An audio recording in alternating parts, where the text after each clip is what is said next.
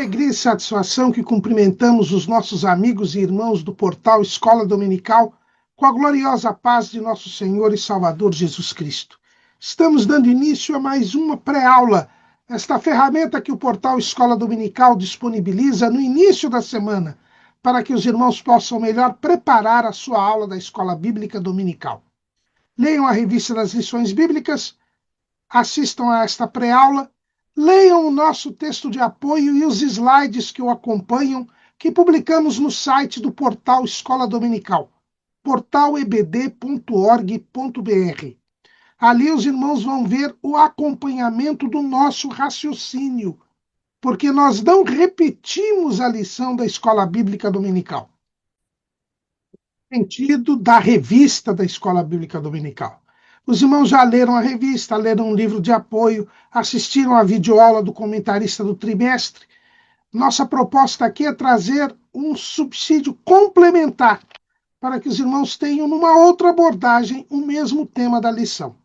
E para que os irmãos não fiquem perdidos, sigam o texto de apoio e os slides, porque é ali que está o itinerário da nossa exposição. Além do nosso texto de apoio, o site do portal Escola Dominical disponibiliza 5 ou 6 outros textos da faixa etária dos adultos. Também publica textos de aula, slides e videoaulas de todas as faixas etárias do currículo da Escola Bíblica Dominical da Casa Publicadora das Assembleias de Deus. E também de outros currículos de Escola Bíblica Dominical. Durante a semana, nós disponibilizamos também leituras diárias em áudio, comentários das leituras diárias, tanto da faixa dos adultos quanto da faixa dos adolescentes. E no sábado à noite, às 19 horas, horário de Brasília, o irmão é nosso convidado para assistir à transmissão ao vivo do estudo preparatório dos professores e amigos da Igreja Evangélica Assembleia de Deus, Ministério do Belém, na sede aqui em São Paulo, onde o irmão poderá interativamente, e a interação é ampla, geral e irrestrita, elucidar as suas últimas dúvidas para a aula da Escola Bíblica Dominical. O irmão também é nosso convidado a comparecer pessoalmente, porque esta reunião é aberta a todos os que amam o estudo da Palavra de Deus, e ela se realiza no 4º andar do nosso templo sede, na rua Doutor Fon, 140, no auditório Pastor José Wellington Bezerra da Costa. Mas tudo isto é apenas a preparação da Escola Bíblica Dominical. Ela somente se realiza quando o povo do Senhor vai à casa do Senhor, no dia do Senhor, para estudar a palavra do Senhor. Neste terceiro trimestre de 2025, nós estamos estudando o tema A Igreja em Jerusalém. Doutrina, comunhão e fé. A base para o crescimento da igreja em meio às perseguições. Nós estamos estudando a primeira igreja local, a igreja de Jerusalém, cuja história está registrada nos primeiros capítulos do livro de Atos dos Apóstolos. A igreja em Jerusalém, que é um modelo, é a referência de todas as igrejas locais, porque foi determinado que a igreja começasse em Jerusalém pelo Senhor Jesus, e o Espírito Santo inspirou Lucas a escrever como era esta igreja. E nós sabemos que a palavra de Deus é a nossa única regra de fé e de prática. O que está ali escrito a respeito da igreja de Jerusalém é o que Jesus quer que ocorra e haja em todas as igrejas locais, enquanto a igreja estiver sobre a face da terra. O nosso comentarista é o pastor José Gonçalves, que é o pastor presidente das Assembleias de Deus em Água Branca, no estado do Piauí. E no segundo bloco do trimestre, o primeiro bloco, nós estudamos as características da igreja em Jerusalém. Nós vimos que a igreja em Jerusalém nasceu no Pentecostes, ela é pentecostal. Vimos que é uma igreja que perseverava na doutrina dos apóstolos, na comunhão, no partir do pão e nas orações. Vimos que é uma igreja que é fiel, era fiel à pregação do Evangelho. Vimos que era uma igreja cheia do Espírito Santo, uma igreja cheia de amor e uma igreja que não era conivente com a mentira. Depois de estudarmos essas características da igreja no primeiro bloco, agora no segundo bloco, nós estamos estudando as atitudes da igreja de Jerusalém diante da perseguição, diante das oposições. Nós já vimos na lição passada que a igreja de Jerusalém não tinha medo da perseguição, não temia a perseguição. Diante da perseguição que é inevitável na vida da igreja, porque ela é um corpo estranho no mundo e todo corpo estranho é atacado pelo organismo, e como nós estamos no mundo, o mundo que está no maligno ataca a igreja, que é o corpo de Cristo. É um elemento estranho aqui neste mundo. Ela não tinha medo da perseguição. Mas hoje nós vamos estudar a lição de número 8. Uma igreja que enfrenta os seus problemas. Diante das oposições, das vicissitudes, das dificuldades, a igreja ela não se acovarda, ela não recua, mas ela enfrenta os seus problemas. E aí nós nos lembramos do que diz o escritor aos Hebreus, lá na Epístola aos Hebreus, capítulo 10, versículo 36. Porque necessitais de paciência, para que, depois de haver desfeito a vontade de Deus, possais alcançar a promessa. Porque ainda um poucochinho de tempo, e o que há de vir virá, e não tardará. Mas o justo viverá da fé, e se ele recuar, a minha alma não tem prazer nele. Nós, porém, não somos daqueles que se retiram para a perdição, mas daqueles que creem para a conservação da alma. Uma outra tradução diz para o ganho da alma. Nós estamos caminhando para o céu. A igreja peregrina aqui na terra, caminha aqui na terra, assim como fizeram Abraão, Isaque e Jacó, com o propósito de ir à pátria celestial. É o que está escrito aqui ainda em Hebreus, capítulo 11, versículo 13. Todos estes morreram na fé, sem terem recebido as promessas, mas vendo-as de longe e crendo nelas e abraçando-as, confessaram que eram estrangeiros e peregrinos na terra, porque os que isso dizem claramente mostram que buscam uma pátria. E se na verdade se lembrassem daquela de onde haviam saído, teriam oportunidade de tornar. Mas agora desejam uma melhor, isto é, a celestial. Pelo que também Deus não se envergonha deles de se chamar seu Deus, porque já lhes preparou uma cidade. Essa é a nossa esperança. Nós cremos para o ganho da nossa alma, para a conservação da nossa alma.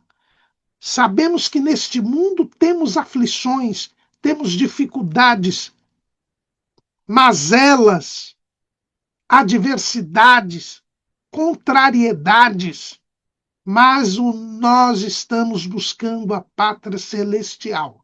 E quem busca a pátria celestial enfrenta os problemas que surgem. Não recua, porque Deus não tem prazer naquele que recua. Aquele que recua, diz o escritor aos Hebreus, ele se retira para a perdição. Quem diante do problema recua, quem diante do problema não o enfrenta, ele está se retirando para a perdição. Ele não chegará à pátria celestial.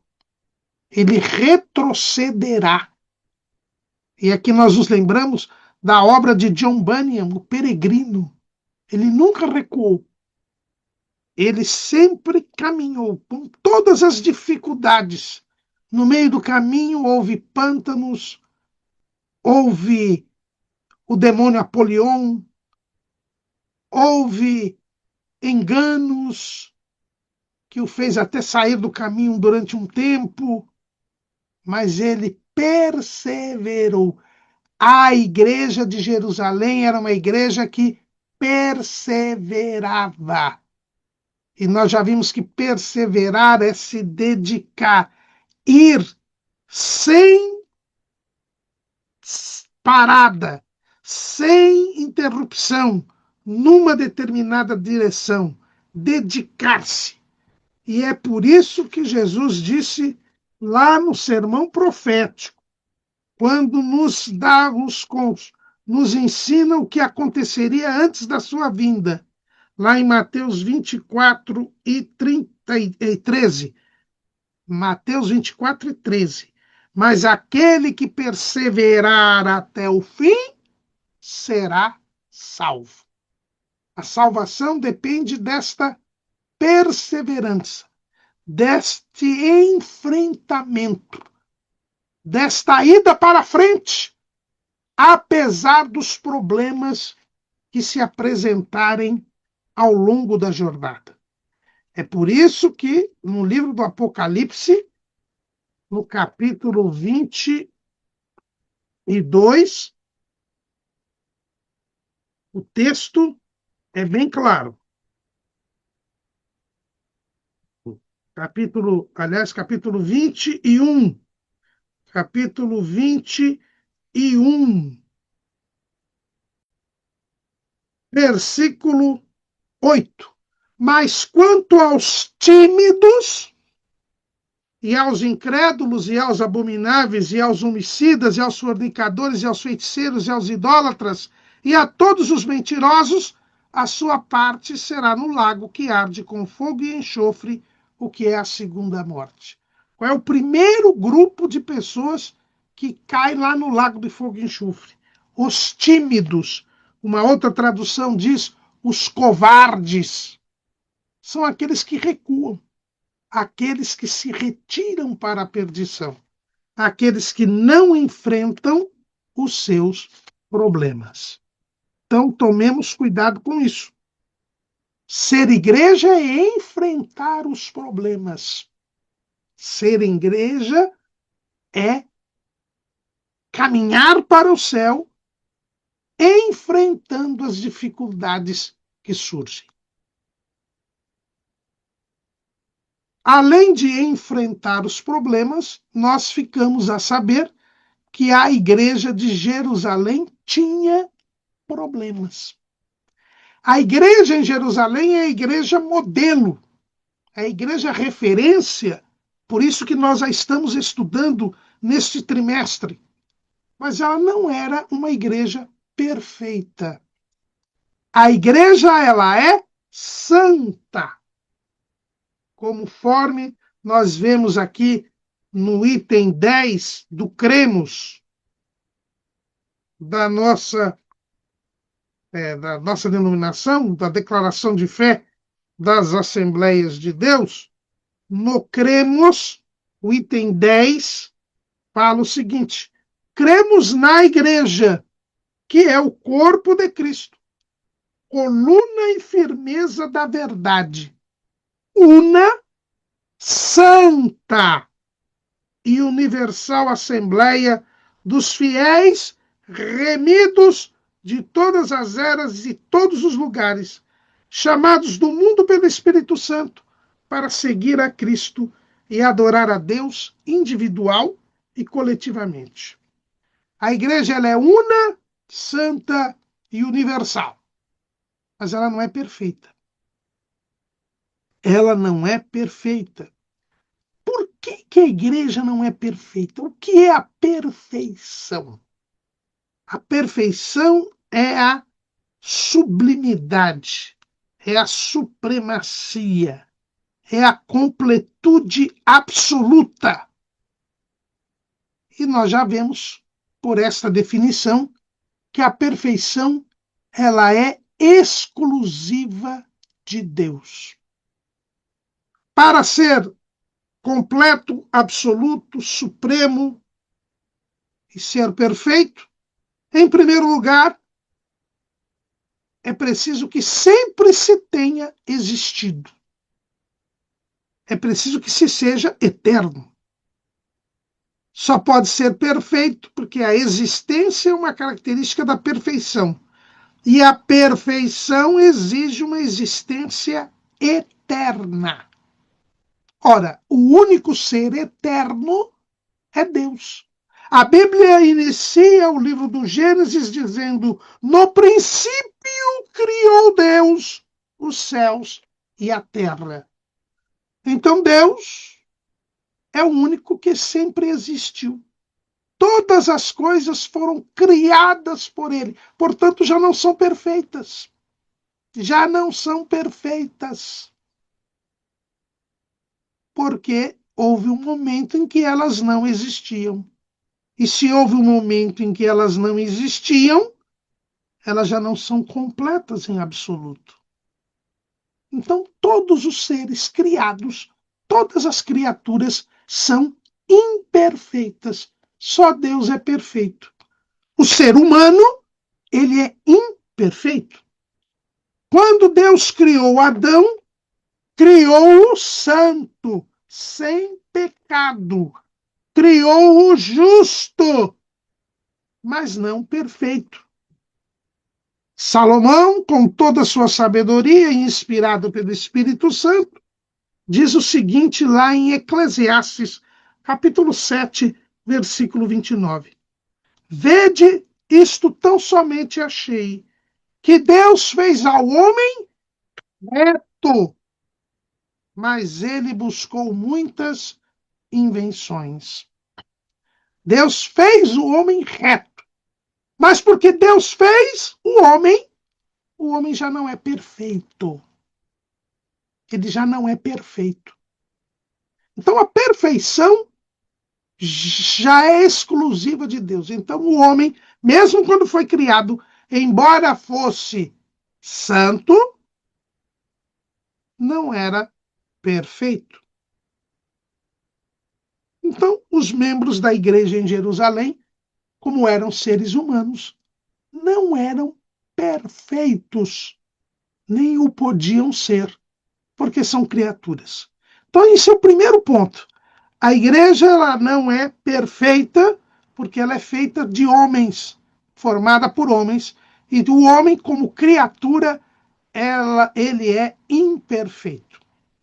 Além dele ser essencialmente imperfeito, por ser criatura ele já é imperfeito, o homem também, ele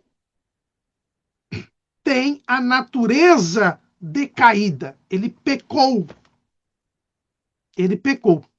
Quando ele é salvo por Jesus, ele ganha uma nova natureza. Ele se torna uma nova criatura. Mas o velho homem, ele continua ainda existindo. O apóstolo Paulo, ele fala lá em Gálatas capítulo 5, versículo 24. E os que são de Cristo crucificaram a carne com as suas paixões e concupiscências. A carne, que é a velha natureza, o velho homem, o homem com a natureza adâmica, a carne está crucificada.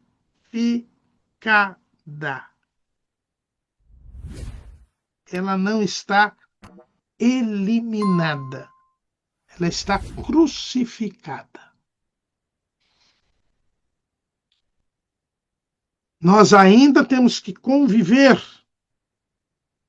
com a carne. O próprio Paulo explica isto bem aqui em Gálatas. Gálatas ainda, capítulo 5, versículo 17. Porque a carne cobiça contra o espírito, e o espírito contra a carne. E estes opõem-se um ao outro, para que não façais o que quereis. Existe uma luta entre a carne, a velha natureza, e o espírito, a nova natureza, dentro do cristão. Veja que nós estamos falando dos salvos, porque no versículo 24 diz os que são de Cristo. Isto já gera imperfeição. Porque qual é a perfeição? É a eliminação da carne. E isso só será possível na glorificação. Como ensinava meu querido professor de escola dominical, saudoso professor Manuel de Lima e Silva, que por sua vez havia aprendido isso com o saudoso pastor João de Oliveira, um dos grandes nomes das Assembleias de Deus no Brasil, dos grandes professores de teologia da nossa denominação. Nós, quando somos salvos da natureza do pecado, porque ganhamos uma nova natureza, nascemos de novo. Somos salvos do poder do pecado, porque Jesus Cristo nos liberta. Se, pois, o Filho vos libertar, verdadeiramente sereis livres. O pecado já não tem mais domínio sobre nós. Nós fomos resgatados do poder de Satanás e das trevas para o poder de Deus, né? O que está escrito ali em Atos, capítulo 26, versículo 18, para lhes abrires os olhos e das trevas os converteres à luz e do poder de Satanás a Deus, mas ainda não estamos livres do corpo do pecado. A velha natureza ainda convive conosco. E isso somente irá acabar quando nós formos glorificados. A glorificação é a eliminação do corpo do pecado, porque a carne e o sangue não podem herdar o reino de Deus. Aí então nós teremos um corpo espiritual. Nós agora então estaremos livres, tá, do corpo do pecado. Quando ainda nós não estamos livres do corpo do pecado, como a carne está crucificada, mas ainda não morta, lembrem-se que Jesus foi crucificado às 9 horas da manhã e só foi morrer às 3 horas da tarde. Ele estava vivo ainda, embora crucificado, tanto que proferiu as 7 palavras da cruz. Então, a carne está crucificada ainda. Isto também nos traz uma imperfeição. Nós já fomos santificados, mas ainda a carne está crucificada. Então, isso traz uma imperfeição. Então, nós somos imperfeitos por sermos criaturas, somos imperfeitos porque ainda não se completou o processo da salvação, ainda não fomos glorificados. Isso gera imperfeição. Não somos perfeitos ainda.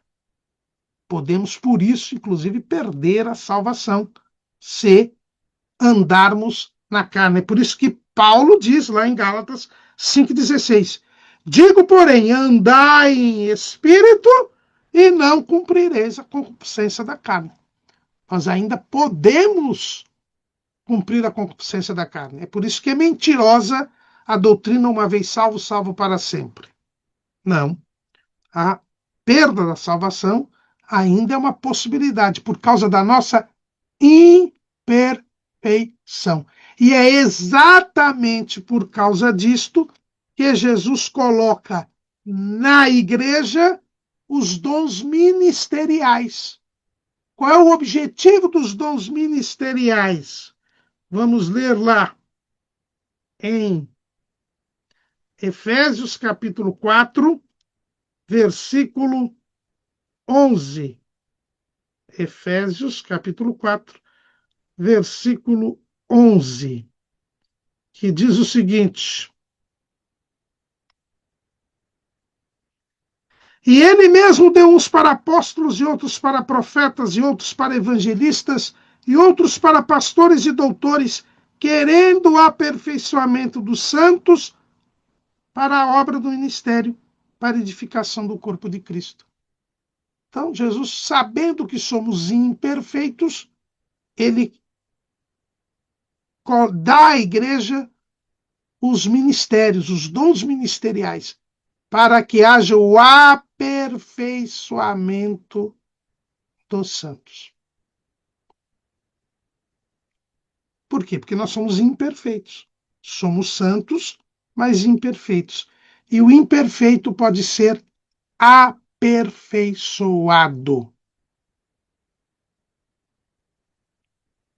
Há um outro texto que nos mostra que a igreja é formada por seres imperfeitos, que é o texto que está lá em 2 Coríntios, capítulo 7.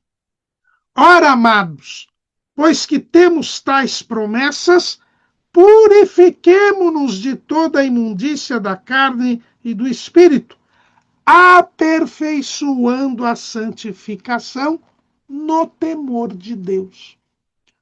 Nós devemos ser tementes a Deus, obedecer a Deus, respeitar a Deus, ser reverentes a Deus. Por quê?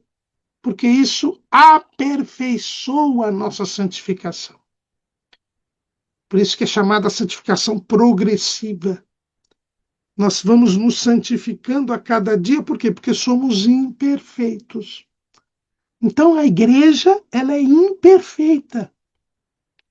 Nós somos imperfeitos por essência, por sermos criaturas, e mesmo enquanto salvos nós somos imperfeitos, porque o processo da salvação não terminou, porque ainda não fomos glorificados.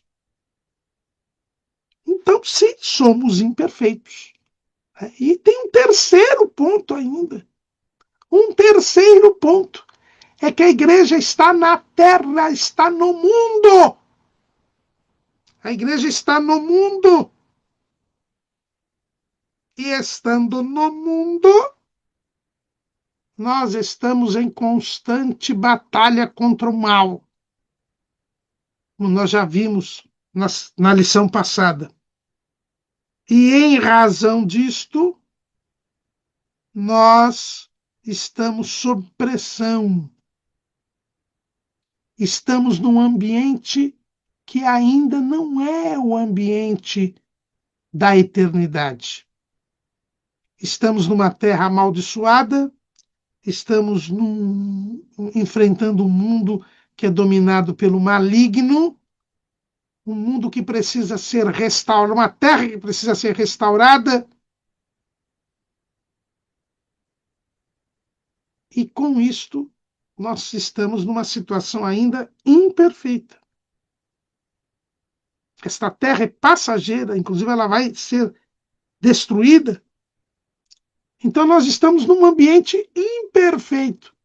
E, naturalmente, nós não podemos desfrutar de uma perfeição se estamos num ambiente imperfeito.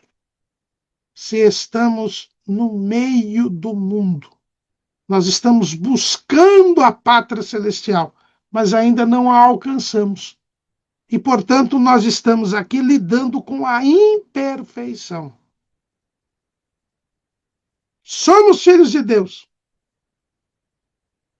mas ainda não foi revelado o que havemos de ser. Estamos num mundo imperfeito. Este mundo imperfeito nós não poderemos aperfeiçoá-lo. Só Deus, só Jesus virá e trará a restauração de tudo. É o que o próprio Pedro disse lá na pregação após a cura do coxo da porta formosa do templo. O que ele diz? Atos 3:20. E envie ele a Jesus Cristo, que já dantes vos foi pregado, o qual convém que o céu contenha até aos tempos da restauração de tudo. Quem irá restaurar tudo? Jesus. Não nós. Então nós temos que lidar com um mundo imperfeito. E por causa disso, Jesus disse para os discípulos, são as últimas palavras do sermão das últimas instruções. João 16:33. Tenho-vos dito isso para que em mim tenhais paz. No mundo tereis aflições, mas tende bom ânimo, eu venci o mundo. Em Jesus nós temos paz,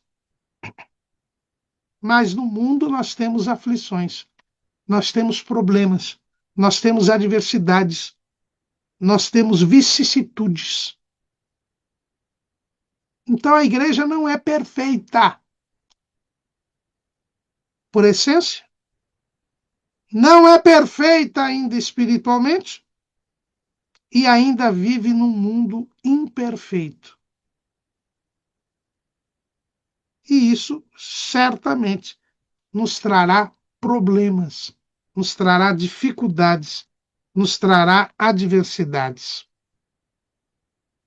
Assim foi com Jesus. Se nós seguimos a Jesus, Jesus diz: quem quiser vir após mim, negue-se a si mesmo, tome a sua cruz e siga-me.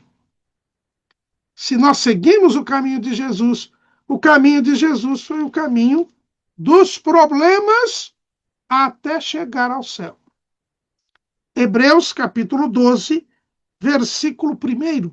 Portanto, nós também, pois que estamos rodeados de uma tão grande nuvem de testemunhas, deixemos todo o embaraço e o pecado que tão de perto nos rodeia e corramos com paciência a carreira que nos está proposta, olhando para Jesus, autor e consumador da fé, o qual, pelo gozo que lhe estava proposto, o gozo, a alegria eterna, a glória de Deus, tudo isso está proposto para nós. É uma proposta que Jesus nos fez, uma promessa que ele nos deu. Pelo gozo que lhe estava proposto, suportou a cruz. O que nós temos aqui, irmãos, é a cruz. É a cruz. Como diz uma música, esta cruz que carrego assim tão pesada. Cruz é problema, cruz é sofrimento. É por isso que a Bíblia fala, e a gente leu aqui já 2 passagens, que fala de paciência. O que é paciência? É a capacidade de suportar a contrariedade, a adversidade, a dificuldade. Por isso que nós precisamos correr com paciência. Por quê? Porque aqui nesta terra nós temos aflições, nós temos problemas. Precisamos enfrentá-los, não podemos fugir deles, mas eles são inevitáveis. Por isso que esse falso evangelho que se prega por aí, pare de sofrer. Não, a vida cristã é uma vida de sofrimento.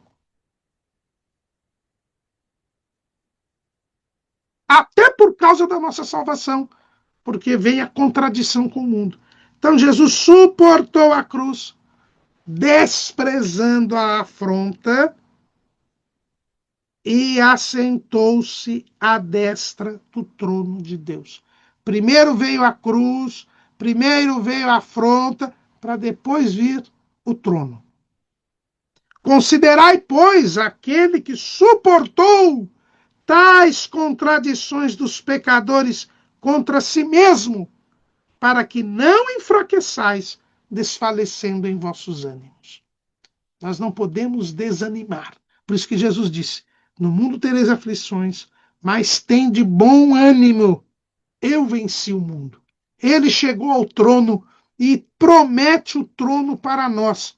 Apocalipse, capítulo 3, versículo 21.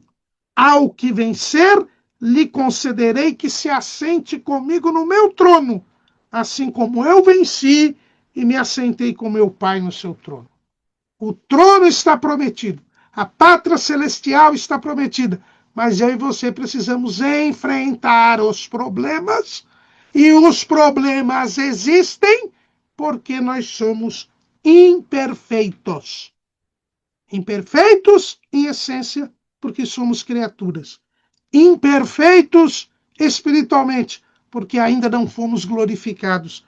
E imperfeitos localmente, porque estamos numa terra amaldiçoada e onde o sistema do mundo, o sistema maligno, impera. Então, nós temos problemas. A igreja é imperfeita. Não procure perfeição na sua igreja local. Você não a encontrará. É uma armadilha do diabo. Eu costumo dizer que o diabo quer que nós usemos os óculos da perfeição. E se você aceita a proposta do diabo e coloca os óculos da perfeição, você desanima e desvia. Porque ao usar os óculos da perfeição, você não encontra ninguém perfeito. Você vai ver as imperfeições, os defeitos de todos, porque todos somos imperfeitos. Mas, se você colocar os óculos da santidade, esses óculos são dados pelo Espírito Santo, você verá os santos. Você verá até quem não é santo que está no meio da igreja. E com esses você não terá comunhão. E com esses você irá interceder e lhes proclamar o evangelho para que eles se convertam. Mas santos somos, perfeitos não. E por isso surgiu um problema na igreja de Jerusalém. Aliás, o problema é que começou a haver uma murmuração na igreja. É o que nós lemos lá em Atos capítulo 6.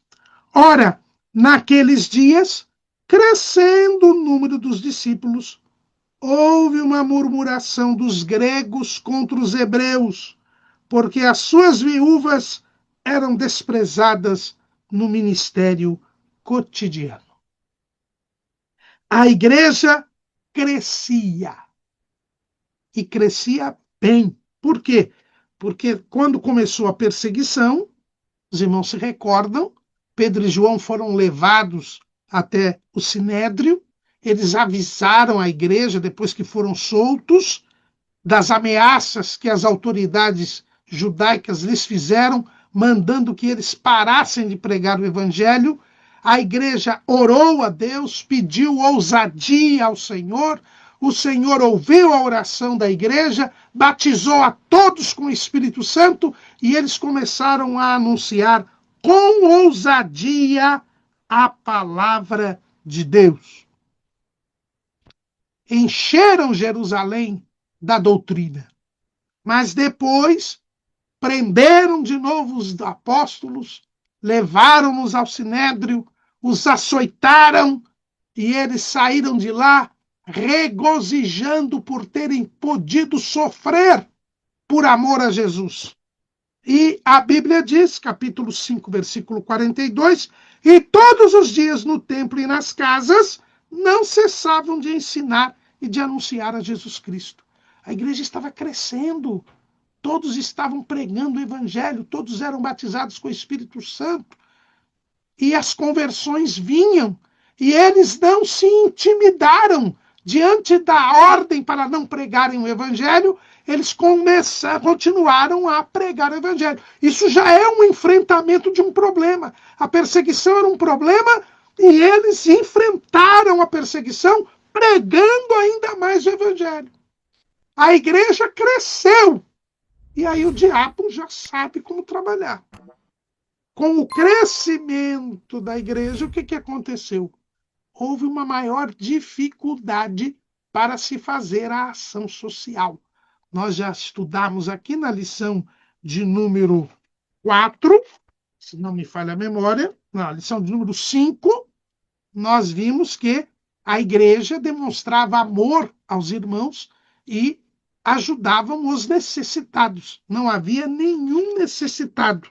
Não é? Atos 4:32. E era um o coração e a alma da multidão dos que criam, e ninguém dizia que coisa alguma do que possuía era sua própria, mas todas as coisas lhe eram comuns.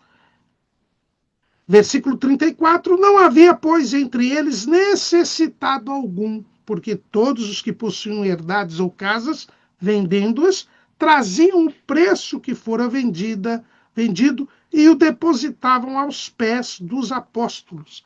E repartia-se a cada um segundo a necessidade que cada um tinha. Então, dentro daquela prática que nós vimos que é peculiar à igreja de Jerusalém, os irmãos vendiam suas propriedades, traziam o preço, colocavam aos pés dos apóstolos. Outros que não vendiam suas propriedades traziam dinheiro ou mantimento para os irmãos e colocavam nos apóstolos. Então, e os apóstolos repartiam. Então havia esse ministério, e é interessante que o texto diz que é um ministério cotidiano, quer dizer, todos os dias as pessoas necessitadas vinham obter alimento, obter sustento junto aos apóstolos. Assim foi organizado de forma centralizada a assistência social. Os irmãos traziam os bens, o dinheiro aos apóstolos, os apóstolos verificavam a necessidade das pessoas e repartiam com as pessoas, suprindo a necessidade. Só que o número da igreja cresceu, o número de membros cresceu.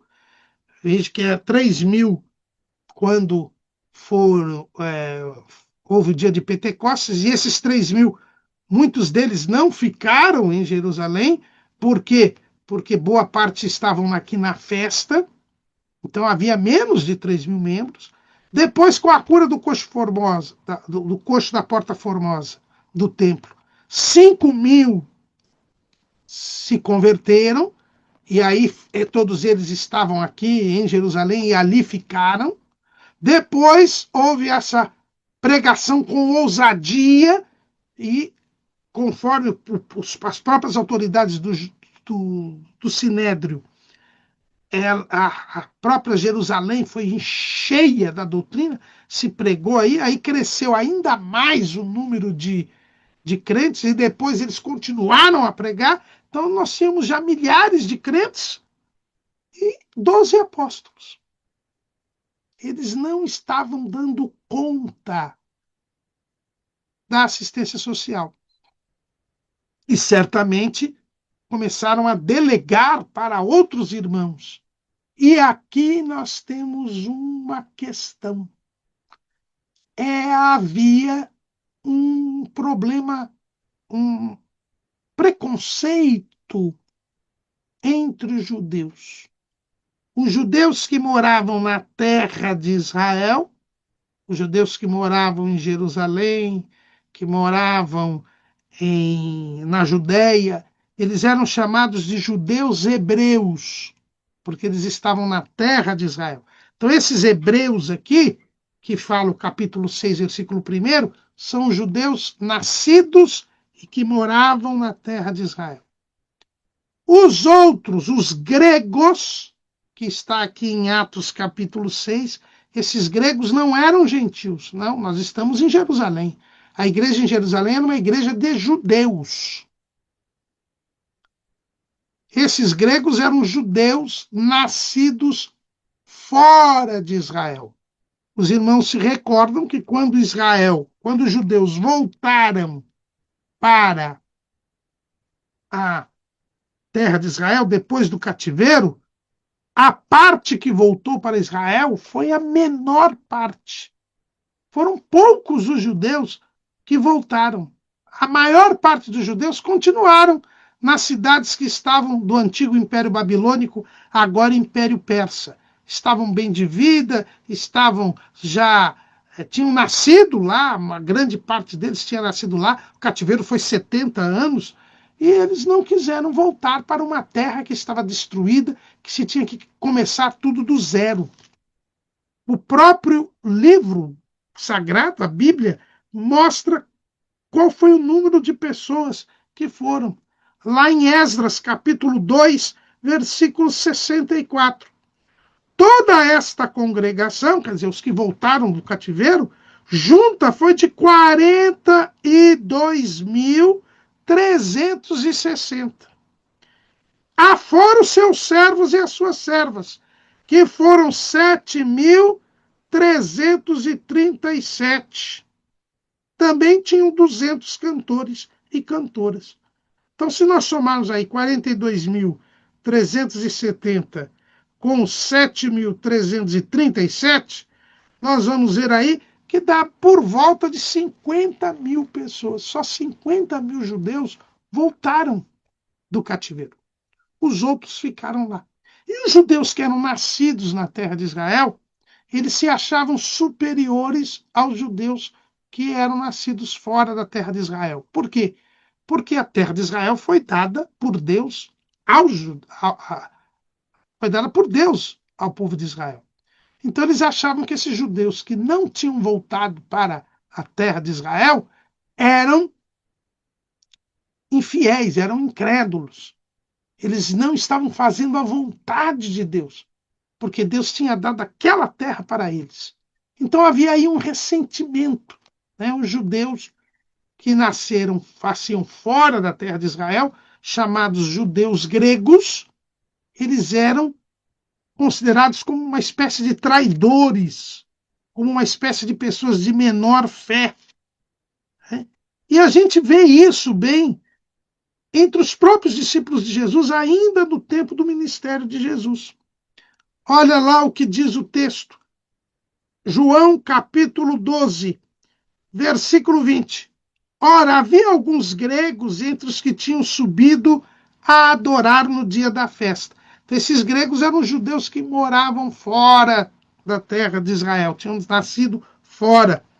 Estes, pois, dirigindo-se a Filipe, que era de Betsaida da Galileia, e rogaram-lhe, dizendo: Senhor, queríamos ver a Jesus. Filipe foi dizê-lo a André, e então André e Filipe o disseram a Jesus. Veja que André e Filipe não levaram os judeus direto para Jesus. Foram ainda perguntar para Jesus se Jesus os aceitaria, se Jesus os ouviria, se Jesus falaria com eles. Aqui a gente já nota que havia um tratamento diferenciado. E André e Filipe eram judeus nascidos na Galileia, eram judeus nascidos na terra de Israel. Então, o que aconteceu?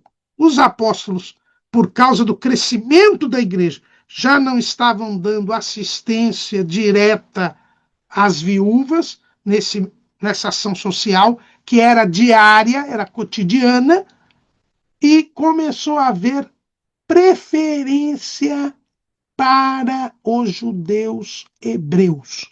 As viúvas que eram judias hebreias recebiam primeiro do que as outras. Se sobrasse, sobrasse. Se não, ficava faltando. E aí isso gerou uma murmuração. A murmuração, irmãos, é algo terrível. Não pode haver murmuração na igreja.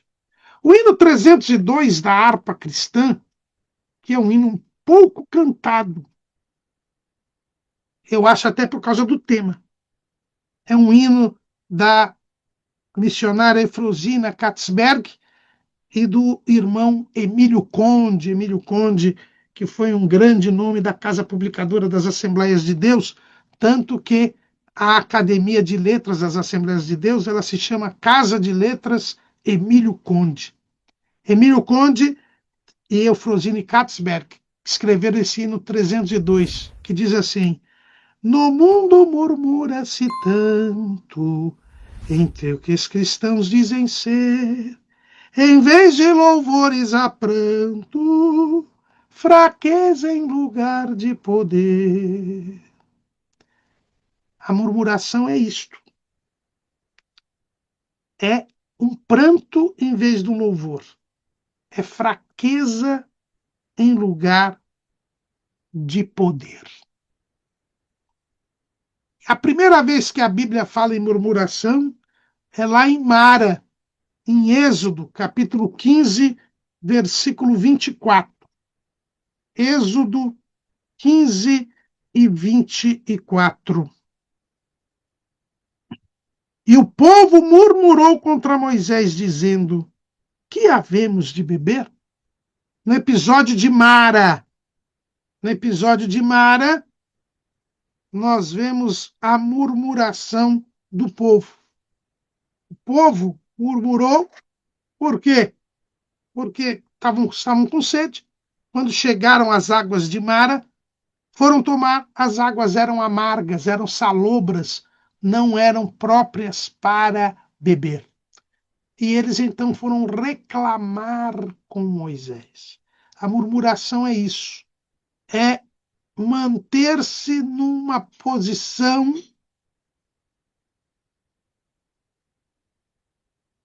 de recusa à ajuda a Deus. Em vez de pedir a Deus, em vez de suplicar a Deus, em vez de pedir orientação a Deus, o murmurador ele reclama. Reclama. É uma demonstração de indignação, de recusa a obedecer a Deus. É se achar melhor do que Deus, porque se você reclama é porque você está dizendo que Deus está errado. Isto é ruim. A murmuração fez aquela geração morrer no deserto. A murmuração só trouxe problemas para o povo de Israel na sua peregrinação. Ali eles murmuraram. Deus mandou que Moisés lançasse um lenho verde e as águas ficaram doces. Mas dali para frente eles começaram a murmurar, murmurar, murmurar, murmurar, e por causa da murmuração gerou-se a incredulidade e eles acabaram morrendo no deserto.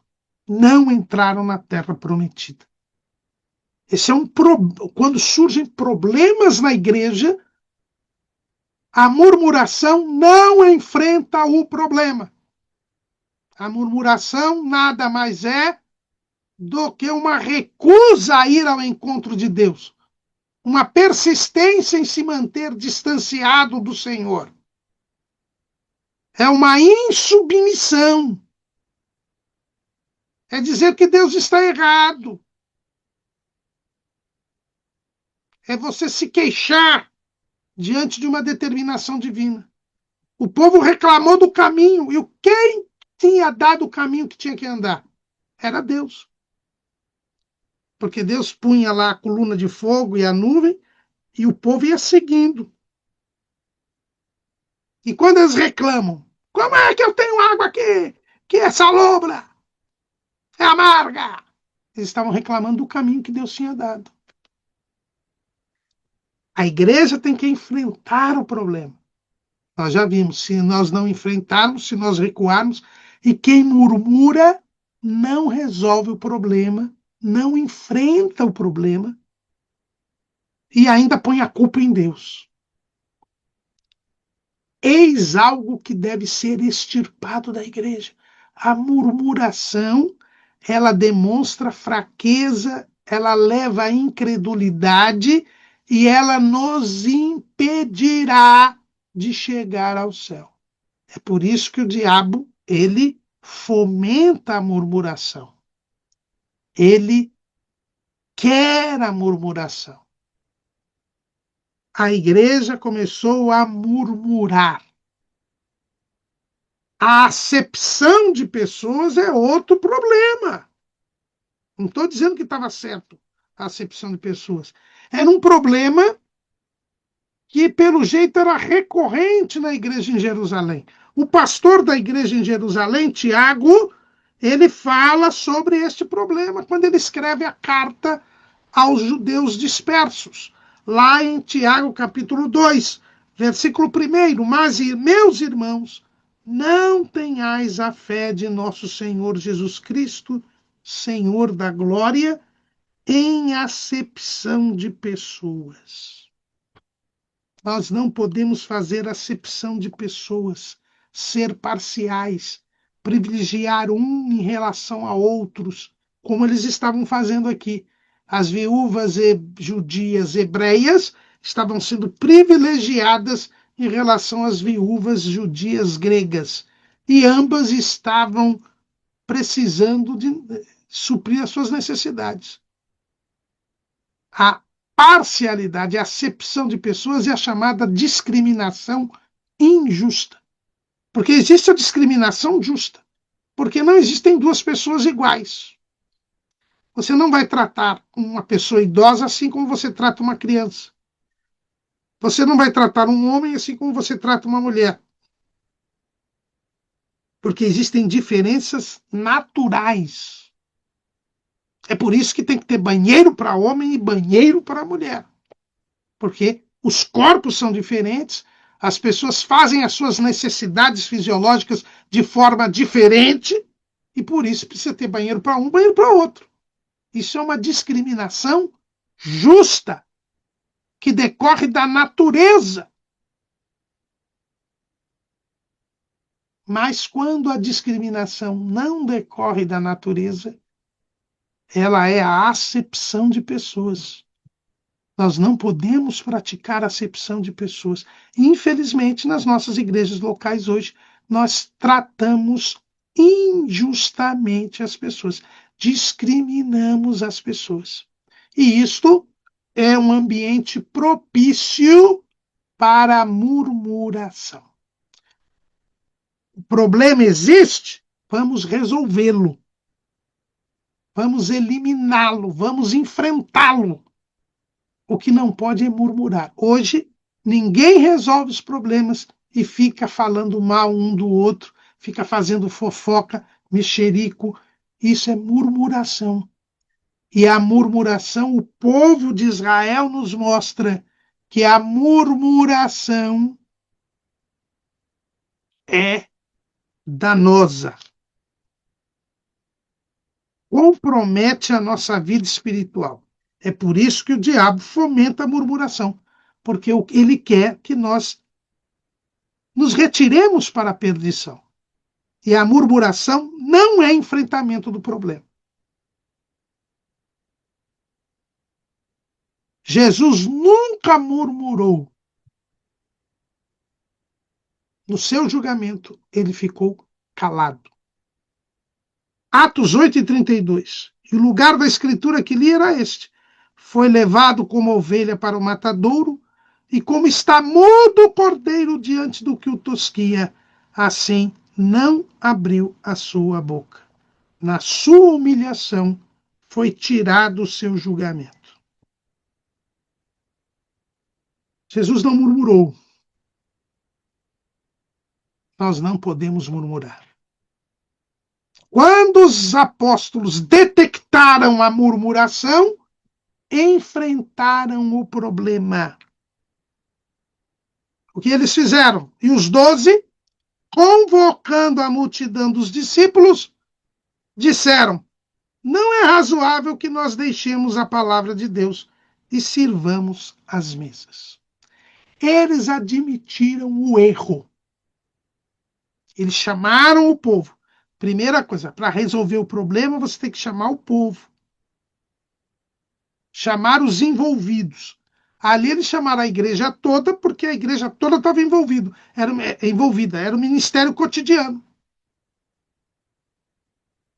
Irmãos, a Bíblia diz que na multidão dos conselheiros há sabedoria. Interessante que eles dizem assim, convocando a multidão dos discípulos, veja que era a igreja, a membresia. Como eu já falei aqui, nós temos que retomar nas nossas igrejas locais a distinção entre membresia e congregados. Quem decide as coisas é a membresia. Aqueles que realmente são salvos, que nós conhecemos, que realmente têm novidade de vida. Por que eles chamaram a todos? Porque, como eu disse, da multidão dos conselheiros a sabedoria. O que diz Salomão sobre isso? Salomão, que era o homem mais sábio da terra, ele não abria mão de ouvir conselhos. E nós que não temos a sabedoria de Salomão, queremos resolver tudo sozinhos, principalmente alguns líderes? Olha o que diz Provérbios 11:14. Não havendo sábia direção, o povo cai. Mas na multidão de conselheiros há segurança.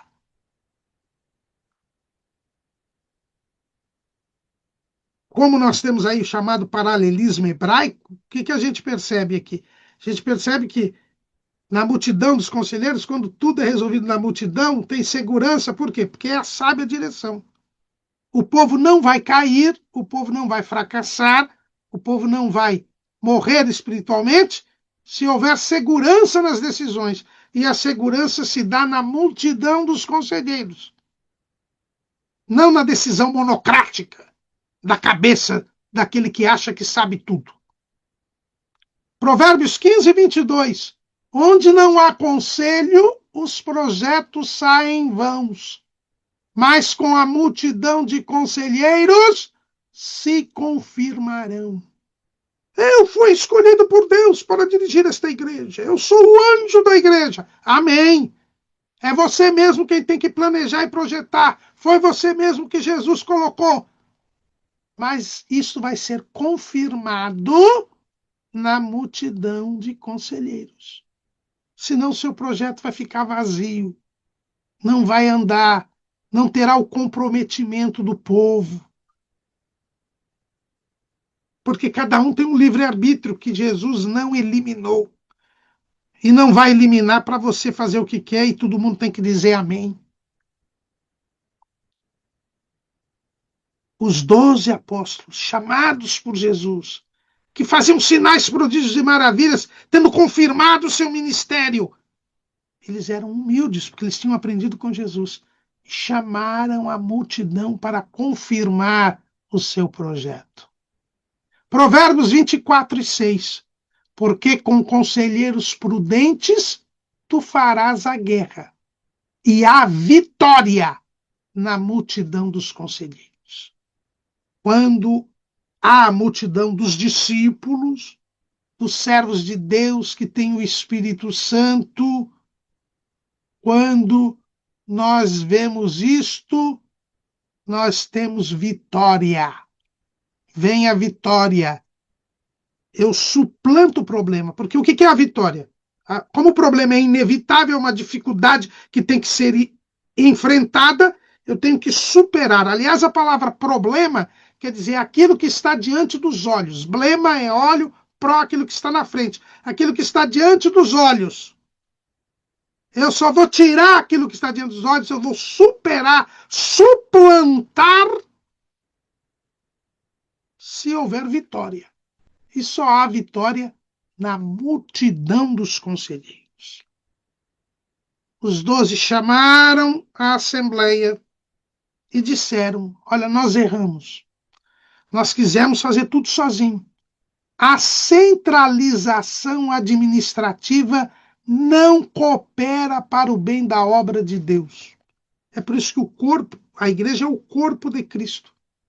Há uma distribuição de tarefas e atividades entre todos os membros. Nenhum membro é ocioso no nosso organismo. E cada um tem sua função. E por isso é que o corpo sobrevive. Quando há o excesso de atividade num órgão, num membro, há problemas para o corpo inteiro. O que acontece com alguém que tem um problema num joelho? ele começa a andar forçando o outro joelho. Daqui a pouco o outro joelho está comprometido também e a locomoção do corpo está comprometida e a pessoa já não anda mais e acaba ficando obesa e com isso tem um monte de problema. Por quê? Porque um órgão foi sobrecarregado em detrimento do outro. Isso traz um mal para o organismo todo. Administração eficiente, administração sábia. Os apóstolos acumularam uma função que não lhes era própria. Eles tinham que pregar o evangelho, ensinar a doutrina, apacentar o povo de Deus e acabaram se envolvendo aí com a repartição dos bens para a satisfação das necessidades. Até puderam cuidar disso um tempo, mas a igreja cresceu demais e eles não tiveram condição de dar conta. Mas eles assumiram o próprio erro, eles eram humildes. E disse, olha, nosso papel é tratar da oração e da palavra de Deus. Não é tratar desse assunto aqui, que é importante.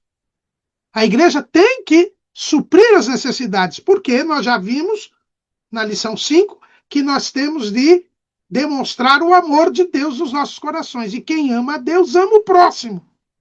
E quem ama o próximo não pode permitir que o seu irmão passe necessidade. Então é um negócio importante, é um negócio que tem que ser feito na igreja. É a nossa declaração de fé, quando fala sobre a missão da igreja, lá, a nossa declaração de fé, na segunda edição, capítulo 10, item 4, na página 154. Entendemos que a função primordial da igreja é glorificar a Deus. Quer comais, quer bebais ou façais outra qualquer coisa, fazei tudo para a glória de Deus. 1 Coríntios 10 e 31. Isso é feito por meio da adoração, da evangelização, do discipulado, da edificação de seus membros e do trabalho social. Então, aqui nós vemos que o trabalho social faz parte da missão de glorificar a Deus. A glorificação a Deus envolve aqui o trabalho social, o chamado ministério cotidiano aqui em Atos 6 e 1. Mas não era incumbência dos apóstolos. Eles não tinham tempo para isso. Eles tinham que se dedicar à palavra e à oração. Mas como isso tinha de ser feito, eles dizem, olha, vocês não estão sendo bem tratados, está havendo problema de acessão de pessoas, vamos acabar com essa murmuração.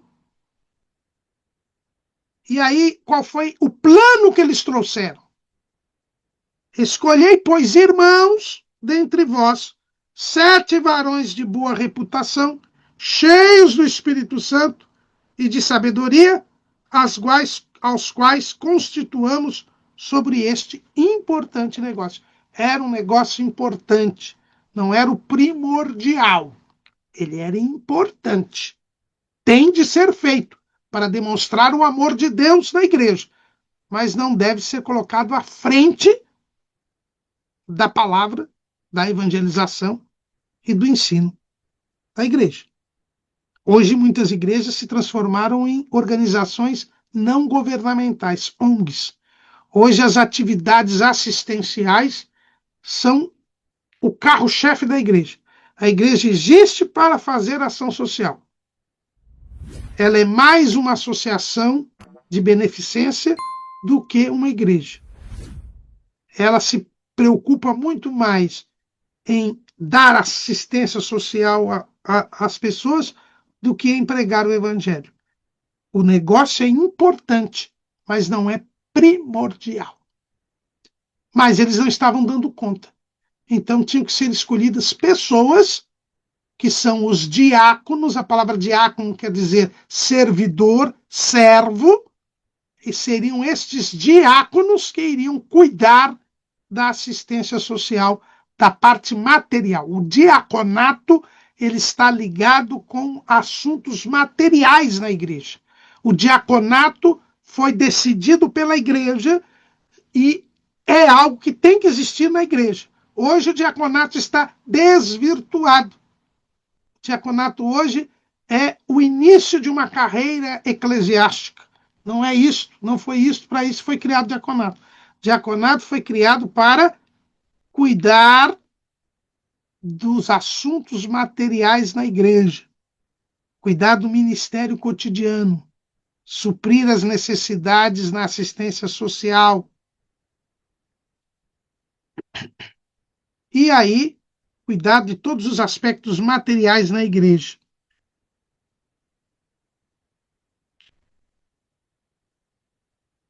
Mas nós perseveraremos na oração no ministério da palavra. E este parecer, veja que não foi uma imposição, foi um parecer, foi um plano, foi um projeto, como nós lemos aqui em Provérbios, né? Quando os projetos saem em vão, se não forem confirmados pela multidão dos conselheiros. Esse parecer contentou toda a multidão. Eles confirmaram isso. Era o Espírito Santo trabalhando, irmãos, porque todos eram dirigidos ali pelo Espírito Santo, porque todos eram os discípulos, os filhos de Deus. E então eles elegeram, eles escolheram Estevão, homem cheio de fé e do Espírito Santo, Filipe, Prócoro, Nicador, Timão, Pármenas e Nicolau, prosélito de Antioquia. O que a gente percebe aqui? Pelos nomes que o povo escolheu para diáconos, só judeus gregos. Justamente para evitar a murmuração.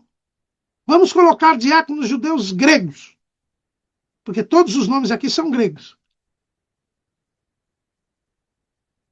E eles não vão poder ser acusados de privilegiar os judeus hebreus. Se eles são judeus gregos, eles não podem mais. Aqui, irmãos, aqui, devemos fugir da aparência do mal. Quando escolhermos pessoas para exercer atividades na igreja, essas pessoas devem ser acima de qualquer suspeita para não gerar problemas. Nós não só temos que enfrentar os problemas, como temos que prevenir os problemas.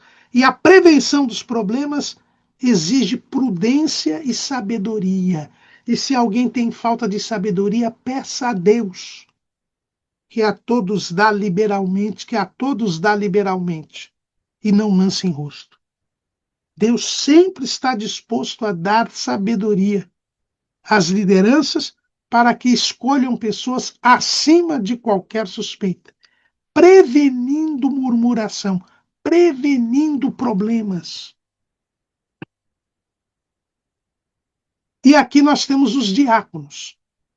E eles iam cuidar de aspectos materiais, mas um requisito é que eles fossem cheios do Espírito Santo. É por isso que para o ministério nós não podemos separar pessoas que não sejam batizadas com o Espírito Santo. Porque os apóstolos, para escolher os diáconos que tratariam de assuntos materiais, exigiram o batismo com o Espírito Santo.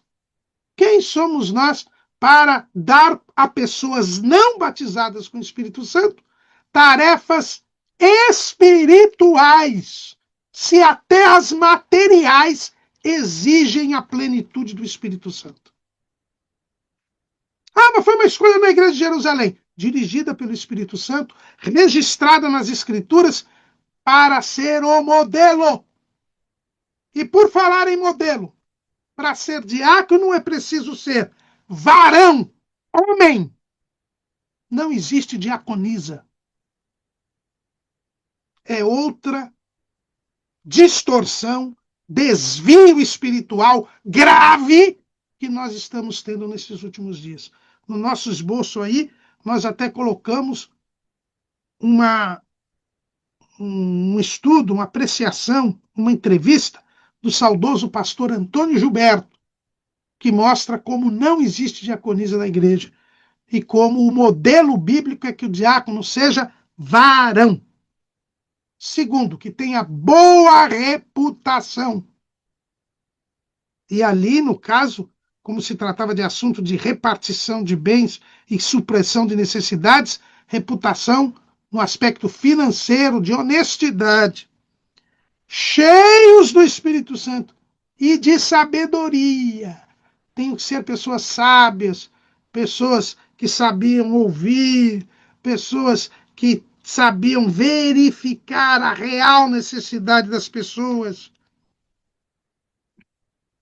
que sabiam se conduzir. E a Bíblia diz que eles foram apresentados aos apóstolos e eles oraram, lhes impuseram as mãos. Aqui nós vemos que a consagração é feita com a imposição de mãos. A imposição de mãos é necessária e ela tem um valor não só ritual, não. Ela tem um valor espiritual. Não é? É a autoridade de Deus dada aos apóstolos que era transferida aos irmãos. Não é o Espírito que é transferido, que nem andam dizendo por aí. Transferência de unção, não é isso. É a autoridade espiritual que é transferida. O Espírito cada um já tinha. Eles já eram cheios do Espírito Santo, tanto quanto os apóstolos. Mas esta autoridade é dada por Deus. Né? Transferida. A autoridade é transferida. E qual foi o resultado disso? Quando se enfrenta o problema, quando se corta a murmuração, quando se tem o consentimento de todos, a direção do Espírito Santo, a igreja cresce. E crescia a palavra de Deus. E em Jerusalém se multiplicava muito o número dos discípulos, e grande parte dos sacerdotes obedecia à fé. Lembrando que a maior parte da elite sacerdotal era de saduceus, que eram os principais inimigos àquela altura da igreja. Mas a igreja triunfava. Por quê? Porque ela enfrentava os problemas, porque ela confiava em Deus, porque as pessoas eram humildes, reconheciam os seus erros e os corrigiam na direção do Espírito Santo. O que nós aprendemos aqui é que a administração da igreja, mesmo em aspectos materiais, deve ser conduzida pelo Espírito Santo. Que nós não devemos ter centralidade administrativa, que cada um tenha consciência do que foi chamado a fazer na igreja, que a igreja local funcionará se cada um fizer a sua parte, edificando a igreja em amor, eliminando a acepção de pessoas, os preconceitos culturais, eliminando a murmuração. E assim, Deus é louvado e a sua obra cresce. Amém.